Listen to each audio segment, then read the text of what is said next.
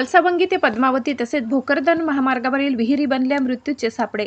प्रशासनाकडून लाकडी कठड्यांचा थातुरमातुर कारभार, नागरिकांमधून तीव्र संताप। भोकरदन तालुक्यातील वालसावंगी ते पद्मावती तसेच पारत ते पिंपळगाव रेणुकाई मार्गे भोकरदन महामार्गावरील मुख्य रस्त्याच्या कडेला असलेल्या उघड्या विहिरींमुळे भीषण अपघातांची मालिका सुरू आहे। या विहिरींमध्ये गेल्या 15 दिवसापूर्वी याच महामार्गावर पद्मावती गावाजवळ कार वाहन विहिरीत कोसळून 2 जणांना आपला जीव गमवावा लागला। असे प्रकार घडवून येत असतानाही मोठ्या प्रमाणावर जीवित व वित्तहानी होत असताना संबंधित बांधकाम विभाग, कॉन्ट्रॅक्टर तसेच लोकप्रतिनिधी यांना व संबंधित विभागाला अद्याप जाग आलेली नाही। प्रशासनाने सुरक्षेच्या नावाखाली या विहिरींना लाकडी थातुरमातुर लाकडे उभे करून बसवून केवळ कागदोपत्री बळवण करून पार पाडल्याचा गंभीर आरोप शिवसेनेचे कार्यकर्ते व स्थानिक नागरिकांकडून केला जात आहे। अपघाताचे सत्र सुरू असताना मिळालेल्या माहितीनुसार महामार्गावरून दररोज हजारो वाहनांची वेगवान वर्दळ असते। रात्रीच्या वेळी किंवा धुक्यामुळे रस्त्याचा अंदाज न आल्याने अनेक वाहने थेट रस्त्याशेजारील विहिरीत कोसळून गंभीर अपघात घडले आहेत।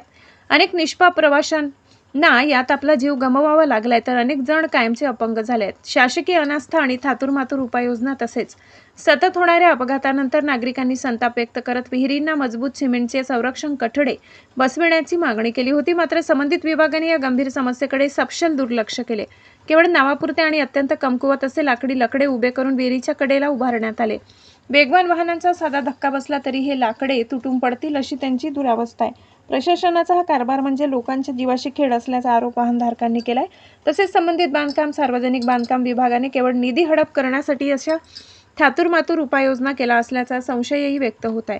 संबंधित विभागाने तात्काळ दखल घेऊन या ठिकाणी कायमस्वरूपी लोखंडी किंवा सिमेंटचे मजबूत संरक्षक कठडे बसवावे, अन्यथा शिवसेना महायुतीसोबत सत्तेत असल्यावरही महामार्ग रोखून तीव्र आंदोलन छेडण्यात येईल असा इशारा शिवसेनेचे तालुका अध्यक्ष नानासाहेब वानखेडे यांनी संबंधित बांधकाम व प्रशासनाला इशारा दिलाय। हरी बोराडे, झी इंडिया 24 तास, जालना। हा राष्ट्रीय महामार्ग सार्वजनिक बांधकाम रूप विभागाच्या मार्फत या ठिकाणी नुकताच पूर्ण करण्यात आलेला आहे। हा रस्ता अत्यंत चांगला आहे, मात्र या रस्त्याने रस्ता चांगल्या झाल्यामुळं खूप मोठ्या प्रमाणात या ठिकाणी रहदारी सुरू आहे आणि या रस्त्याच्या कडेला आजूबाजूला अनेक ठिकाणी या ठिकाणी मोठमोठ्या शेतकऱ्यांनी विहिरी करून ठेवलेल्या आहेत आणि त्या विहिरी रस्त्याने जाता येताना दिसत नाही।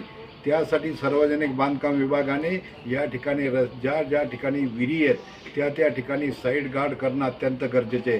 कारण मागील आठवड्यामध्ये या ठिकाणी रस्त्याच्या कडेला कारचा एक दुर्दैवी अपघात झाला। रस्त्याच्या कडेला विहिरीमध्ये गाडी जाऊन त्या ठिकाणी 3 जणांचा दुर्दैवी मृत्यू झालेला आहे।